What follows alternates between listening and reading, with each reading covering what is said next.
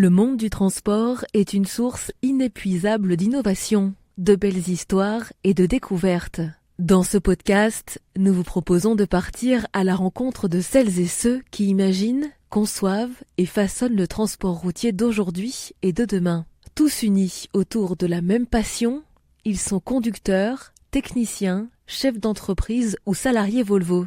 Un truc à vous dire, une série de reportages et d'interviews uniques signée Volvo Trucks France. Bonjour. Bonjour Marie, enchantée de vous connaître. Bonjour Liliane, merci de m'accueillir. Je vous en prie. On n'est pas tout seul, il y a quelques chiens ici. Il y a quelques chiens, oui, il y en a 6 qui vont vous accueillir. Faites attention qu'ils ne sautent pas trop sur vous. On va s'installer, c'est ici qu'on va faire l'interview, là on est chez vous. Oui.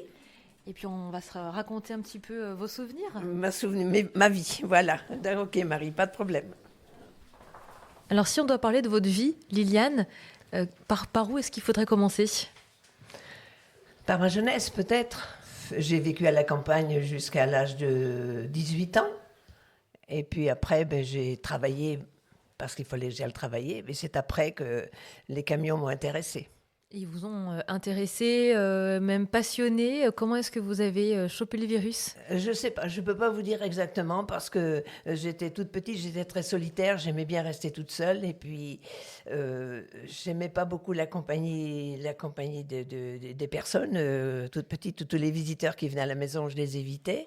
Et puis après, quand j'ai suivi mes études, je voulais être hôtesse de l'air. Et puis j'ai pas pu être hôtesse de l'air et j'aimais voyager, j'aimais un petit peu l'aventure. Et c'est comme ça que j'avais dit à ma mère un jour, je conduirai des camions puisque je peux pas être hôtesse de l'air. Elle n'était pas bien d'accord, mais elle a bien accepté quand même.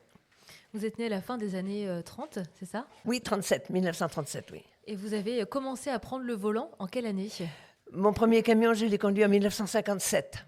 En 1957, c'était le camion d'un copain que j'avais. C'est lui qui m'a appris un petit peu la mécanique, la conduite du poids lourd. Et après, j'ai vraiment roulé en 61, toute seule en 61.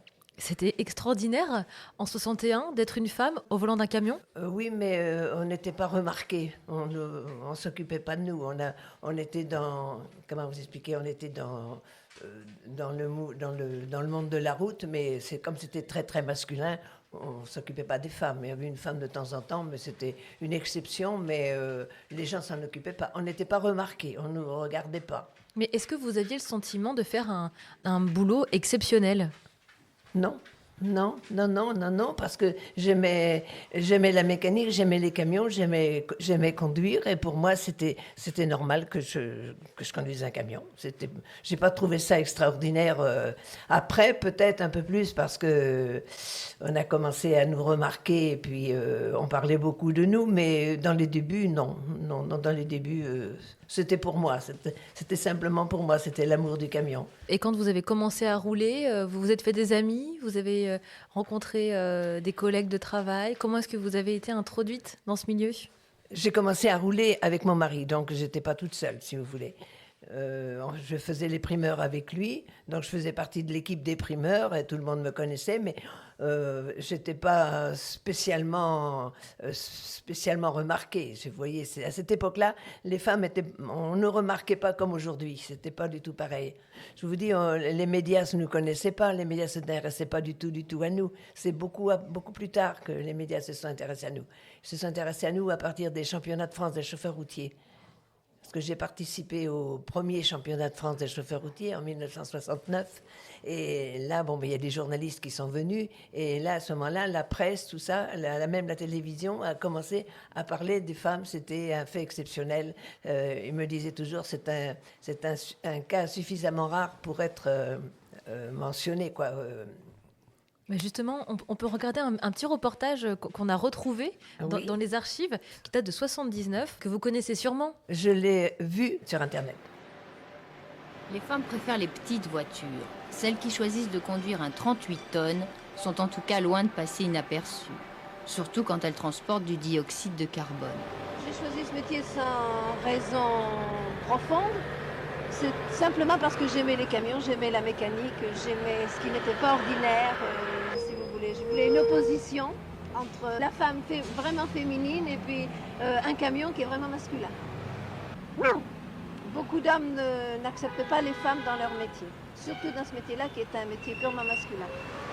Quand je suis en panne, je ne fais jamais appel aux hommes, je fais appel à mon entreprise uniquement. J'aime bien me débrouiller toute seule. Est-ce que vous changeriez votre camion pour une voiture? Ah non, non, pour tout l'or du monde, non. Il date de 79 ce reportage et on vous retrouve quelques dizaines d'années plus tard. Vous êtes la même personne, toujours aussi solaire, souriante. On vous retrouve complètement. On retrouve aussi un chien qui est avec vous dans le camion. Mon petit Ozumi, mon petit Ekel. Alors- Je l'ai eu 11 ans dans ma cabine. On vous voit aussi en jupe à bord du camion. J'ai toujours conduit en jupe et en talons, toujours. J'ai horreur des femmes en pantalon, ça, j'ai jamais supporté. Et pour moi, c'est pas parce qu'on est dans un camion qu'on doit se déguiser en homme. On est féminine, on est femme, on reste femme et c'est tout. J'ai eu beaucoup de critiques, mais ça, j'en tenais pas compte. Donc ça, vous avez tenu à garder cet uniforme, entre guillemets, à garder Toujours, votre robe, toujours une en jupe. robe, en jupe et en petites chaussures élégantes, fines, quoi. Disons qu'à cette époque-là, il n'y avait pas les normes de sécurité comme aujourd'hui. Aujourd'hui, je ne pourrais plus. Aujourd'hui, on me ferait descendre du camion et mettre mes chaussures de sécurité, les casques et tout ce qu'il faut aujourd'hui. Vous étiez bien coiffé aussi, comme aujourd'hui. On vous Ah, est très non. apprêté, vous êtes apprêté, maquillé. Vous l'étiez aussi au volant de votre camion. Toujours. Je descendais jamais du camion sans être, disons, présentable. Pas toujours maquillée. Je me suis jamais beaucoup maquillée.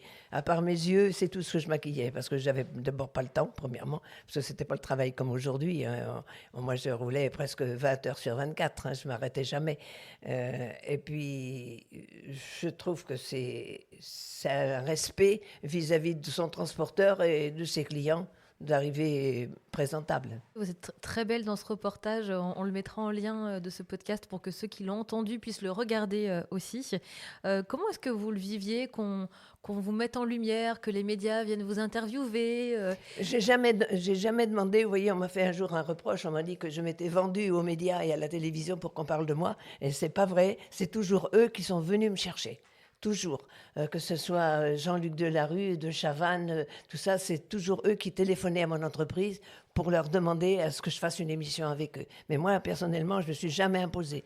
Et les journalistes, ils me suivaient en camion, ils m'interviewaient, ils m'arrêtaient pour me questionner. Mais moi, personnellement, j'ai jamais provoqué la presse, si vous voulez, jamais. C'était pas du tout mon genre. Moi, je faisais mon travail pour moi, ma satisfaction personnelle. C'était pas pour me faire remarquer. Il y a une émission dans laquelle vous vous êtes bien investi, c'est celle qui a parlé à beaucoup de routiers sur la route, sur RTL. Vous avez accompagné Max Meignier dans la Max production Meignier, oui. de son émission. On peut revenir sur cet épisode-là ? Bien sûr. Quand j'ai commencé à travailler à Paris, je faisais partie de la Fédération nationale des chauffeurs routiers. J'étais amie avec M. François de Saulieu et puis toute son équipe. Et à chaque fois qu'il y avait un reportage à faire, on venait me chercher. François de Saulieu s'adressait à moi. Et un jour, il m'a dit, on fait une émission avec RTL, je voudrais que tu rencontres le principal qui va faire l'émission pour que tu lui expliques un petit peu le travail des routiers, le mode de vie des routiers. Et j'ai rencontré Max Meignier, on est allé déjeuner ensemble et je lui ai expliqué un peu le vocabulaire des chauffeurs parce que c'est pas tout à fait le même que le nôtre. Et j'ai commencé à faire la première émission Les routiers sont sympas avec lui dans le studio RTL. Et c'est comme ça que j'ai été connue le plus, si vous voulez. Vous vous rendez compte du succès qu'a rencontré cette émission ? Ah oui. J'ai fait beaucoup d'émissions avec Max et j'étais pas connue, si vous voulez. Alors, dans les débuts, il n'y avait pas de message, il n'y avait rien du tout. Alors, il me disait, invente un message, trouve quelque chose. Alors, c'était pas facile parce que les chauffeurs, je les connaissais pas. J'en connaissais beaucoup, mais je savais pas comment ils s'appelaient. Alors, j'ai dit, écoute, un jour, il y a un chauffeur, il m'a dit, une femme qui conduit un camion, pour moi, c'est fantastique. Eh bien, j'ai dit, écoute, on va dire que c'est fantastique.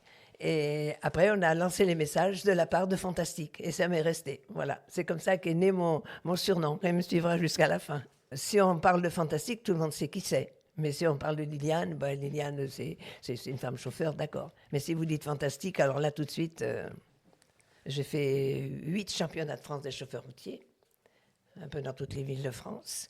Et c'est après que j'ai été connue sous le nom de Fantastique. Mais comme avec Max Meignier, on parlait beaucoup des championnats, automatiquement, j'étais citée dans le vocabulaire de Max. Dans le reportage qu'on a vu, vous roulez avec une citerne. Ça a été le camion que vous avez conduit toute votre vie? Vous avez évolué sur autre chose? Oui, j'ai changé. J'ai fait 6 ans les primeurs avec mon mari dans la vallée du Rhône, puisque j'habitais à Valence. Et après, j'ai été obligée de partir sur Paris. Sur Paris, je suis rentrée chez Onatra. Et Onatra, on m'a donné une citerne. J'ai pas choisi, on m'a imposé une citerne. Et je suis restée 10 ans avec ma citerne. Et après, le dépôt où j'étais a fait faillite. Il fallait que je retrouve du travail ailleurs. Et c'est là que je suis rentrée dans la plus grosse boîte de frigo de transport de Bretagne, chez STG à Noyal-sur-Vilaine. Et là, j'y suis restée 9 ans. Et après, j'ai été obligée de quitter parce que mes parents sont décédés. Il fallait que je reprenne la succession des chevaux de trait de ma fille. Et j'ai abandonné mon camion pour eux. J'ai abandonné en 90. Un regret? Ah, beaucoup de regrets. Beaucoup.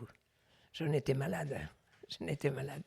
Et puis après, je voulais pas que ma fille quitte son travail parce qu'elle était hôtesse de l'air. Je voulais pas qu'elle abandonne son travail pour soigner des chevaux. C'était pas la peine. Ça n'avait rien à voir.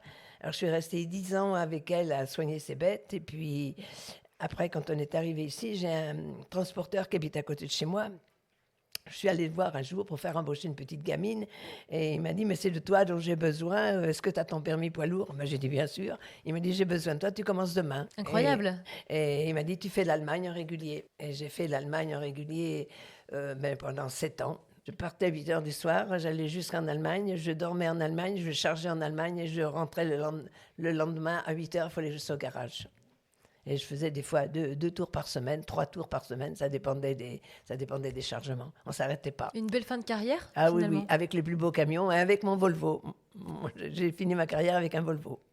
L'F16, 610 chevaux. C'était le plus beau camion de la société. Vous gardez quand même un bon souvenir de votre métier, de toute cette époque-là? Ah, un souvenir magnifique. Toutes les nuits, je rêve que je conduis mon camion. Toutes les nuits, je rêve. Je fais des parcours inimaginables, toute seule. Mes rêves, ils s'arrêtent net, mais enfin, toute la nuit, je rêve toujours de mon métier. On termine ce podcast en demandant à toutes les personnes qui y participent de nous donner un mot pour décrire la marque Volvo. Si vous deviez en choisir un, qu'est-ce que vous choisiriez? La beauté du véhicule, la beauté du camion. Il n'est pas gros comme les autres, c'est un camion élégant. Voilà, c'est un camion élégant pour moi. C'est le plus beau des camions, c'est le vie. Merci Liliane. Qu'est-ce qu'on peut vous souhaiter? Hélas, finir ma retraite tranquillement. C'est surtout ça. Et puis, toujours rester en contact avec mes anciens chauffeurs, parce que je suis toujours en contact avec les routiers que j'ai connus quand j'étais chez Onatra, donc dans les années 70 et 80. Après, peut-être un peu moins, mais j'ai beaucoup de chauffeurs, des vieux chauffeurs qui ont mon âge, qui m'écrivent tous les jours presque. Presque tous les jours sur Facebook, j'ai des messages de mes anciens collègues. Vous n'êtes plus sur la route, mais vous êtes toujours très active dans le monde du camion, au final. Toujours, et puis je continue à écrire ma vie. J'ai fait 2 livres, mais je suis en train d'en faire un 3e, avec toutes mes anecdotes. Parce que j'en ai beaucoup, vous savez, dans ma vie, j'en ai beaucoup. Et j'aime bien retransmettre tout ça. Peut-être que ça servira à rien, mais pour moi, ça me libère, ça m'occupe l'esprit. Merci beaucoup Liliane de nous avoir reçus chez Je vous. vous en prie, Marie, je vous en prie. Mais avant de se quitter, je vais vous emmener visiter mon petit refuge où j'ai récupéré tous mes souvenirs de la route, mes maquettes, mes photos. Vous allez visiter mon petit refuge. Liliane, on est où là? Là, je suis dans mon petit bar, c'est mon petit refuge, là. Quand je m'ennuie, je viens là et je regarde toutes mes photos, je regarde mes camions, mes maquettes que les chauffeurs m'ont données et puis que j'ai achetées aussi. Hein. Mais c'est mon petit coin, c'est mon petit refuge. Petit refuge, il y a plein de souvenirs de vous. Plein de souvenirs. Des photos, on vous voit au volant de vos camions. Voilà. Avec vos cheveux longs, vos beaux cheveux longs, ah, oui. Et puis, vos jupes, vos robes, les talons.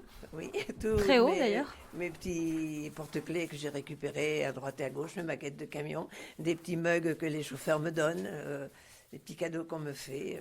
J'ai des chauffeurs qui viennent de Fécamp m'apporter des petits cadeaux, de Rouen, partout. Ils viennent me voir pour passer 1 heure avec moi. Ça, c'est un chauffeur qui m'a donné le volant de son camion. C'est super. Ça, c'est les Reines de la Route, une fille des Reines de la Route qui m'a donné son camion. Et puis, Ça, c'est le camion d'un cousin qui est transporteur dans la région. Et puis toutes mes photos, voilà. Tous mes diplômes que j'ai là-bas au fond, que j'ai mis là-bas au fond. Vos permis, c'est ça? Tout, j'ai tous mes diplômes, mon permis, mes cartes de partout. Ah, c'est ça que je voulais vous montrer, que j'ai gagné avec Volvo quand que j'ai remonté la tour Calberson, l'escalier Calberson avec Max Meignier. Quand je suis arrivée en haut de l'escalier, tout Volvo m'attendait, ils m'ont offert ça, et puis il y avait encore des petites bricoles. Donc c'est une ceinture, c'est ça? C'est une ceinture, mais je l'ai mis là, pas parce que je m'en sers pas de la ceinture. Mais j'aimais beaucoup parce que c'était le modèle des Volvo. Et puis j'ai aussi une belle écharpe Volvo. Ah, vous avez vraiment plein de souvenirs. C'est un peu une caverne de souvenirs ici. Voilà. Puis encore, j'en ai déjà donné. Il y a des chauffeurs qui veulent un souvenir. Je leur ai donné pas mal de maquettes. J'en avais beaucoup plus que ça. Mais je ne sais pas quoi en faire. Moi, j'ai 88 ans. Il peut m'arriver n'importe quoi. Qu'est-ce qu'elle va faire de ça, ma fille? Alors, en ce moment, je cherche des chauffeurs qui veulent des maquettes. Je leur donne en souvenir. Oh, j'ai des bons souvenirs. J'ai des bons souvenirs. On voit, vous avez beaucoup le sourire en étant ici. Oui, c'est ma vie. Qu'est-ce que vous voulez? Merci Liliane, en tout cas, de nous avoir fait découvrir ce petit endroit, votre univers. Voilà. À bientôt. À bientôt, Marie. Merci.